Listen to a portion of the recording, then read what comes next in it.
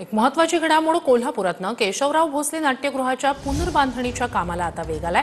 पुनर्बांधणीच्या दुसऱ्या टप्प्याच्या कामाला सुरुवात झाली आहे। नाट्यगृहाचं पहिल्या टप्प्यातील काम जवळपास पूर्ण झालंय। पहिल्या टप्प्यात छत आणि कौल बसवण्याचं काम केलं जाणार आहे। नाट्यगृहाच्या गॅलरीचे त्या ठिकाणी गर्डर जे ते बसवण्यात आले।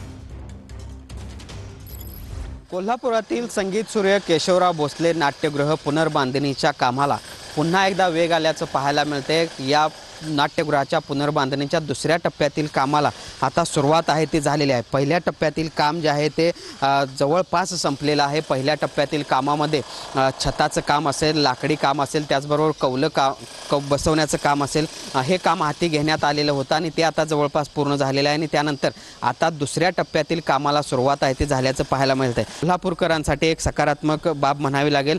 या सगळ्या कामासाठी लागणारं जे काही लाकूड काम आहे, त्याचबरोबर इतर जे काही साहित्य आहे ते देखील पुरेशा प्रमाणात या ठिकाणी आणून ठेवण्यात आलेलं आहे आणि त्यामुळे एकूणच पुढच्या काही दिवसांमध्ये या कामाला आणखीन एकदा गती येईल असं म्हणावं लागेल। आता दुसऱ्या टप्प्यातलं कामाला सुरुवात झालेली आहे, त्यानंतर तिसऱ्या टप्प्यातील कामाला देखील सुरुवात होईल आणि त्यामुळे एकूणच आपण बघतोय केशवराव भोसले नाट्यगृहाची पुनर्बांधणी लवकरात लवकर व्हावी यासाठी प्रशासन देखील तत्पर आहे, त्याचबरोबर लोकप्रतिनिधी देखील विशेष लक्ष देत असल्याचं एकूणच चित्र कोल्हापूरमध्ये पाहायला मिळते।